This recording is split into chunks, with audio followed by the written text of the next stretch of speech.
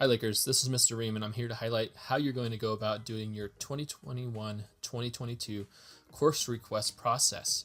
What you're seeing on the screen is my setup page. It will be fully completed by the time it's ready to be published to you, but I'm going to use this for demonstration purposes.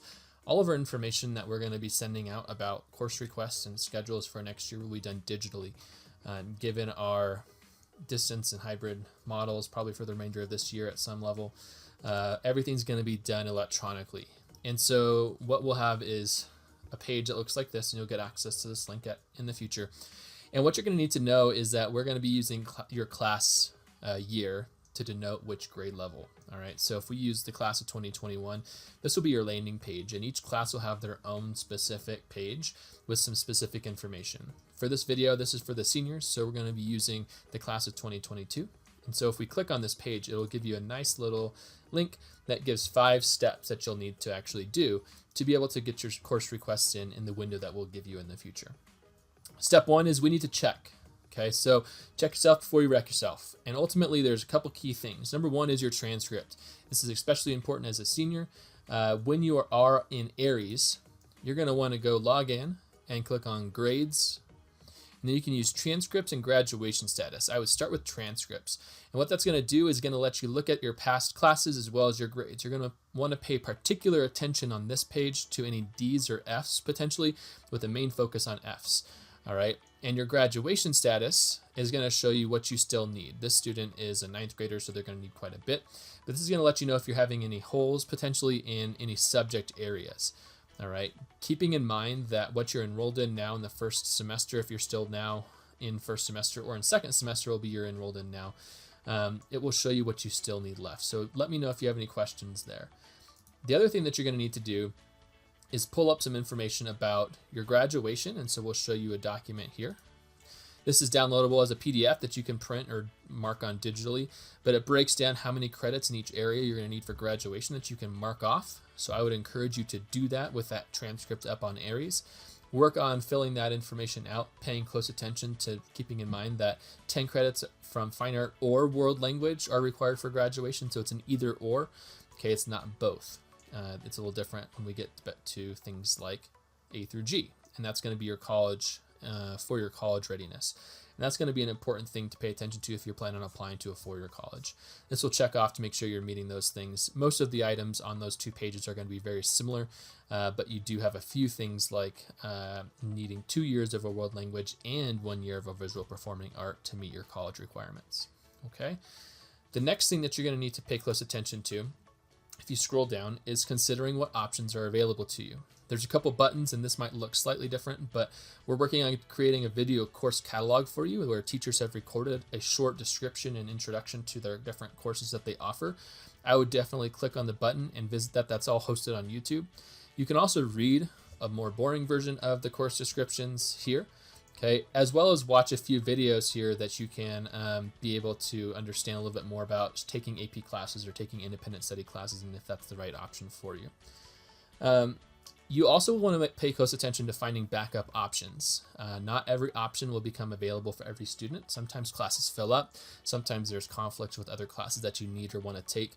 And so having a couple layers of options would be great. And when you watch the video on entering a course request, it will ask you to enter options as alternates. Step 3 is making a plan. And this is going to go back to another document here. For the senior class, you'll want to pay attention here. We are going to be scheduling you automatically into government. So these are all these are not AP level. So your college prep level of AP government, your college prep level of economics, and then for your grade level in particular, it's important. Those are 2 separate classes. So if you decide to take AP government and economics, you need to change both government and economics to the AP version. There's 2 separate ones. If you just change government, it doesn't quite work. And then ERW, which is English 12, which you would need to change if you're potentially going to take, say, AP English, for example. All right, the course request guide, this here looks much like this. And this will give you an option. This is think of this like a roadmap. If you go through here and the yellow ones are things that you do need to have either here or through a different school like Coldstream or Sierra College or something. Okay, but different options. All right, and so it'll give you a roadmap of the different available classes to choose from at a glance. The other thing that you might want to consider doing is making a counseling appointment. If you have questions, please stop and ask. it's easier for us to schedule the perfect schedule for you when we have your requests accurately entered from the get-go. If you kind of do your best guess and you kind of change your plans many times later on in the process, it becomes harder to fit you in and become more of a square peg in a round hole versus trying to build the hole around what you need. Okay. The next step is entering your actual requests. And that's something that I'll let you watch the video here to understand. You're going to want to pay close attention to the window of dates that we will give you.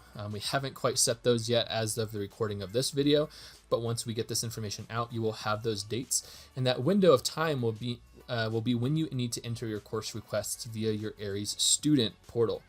All right. It will have a start date and an end date. It'll be very important that you do your requests, and you can make as many changes during that window as you want. If you go in and enter AP English and change your mind 10 times, you can do that as many times as you like within that window of time.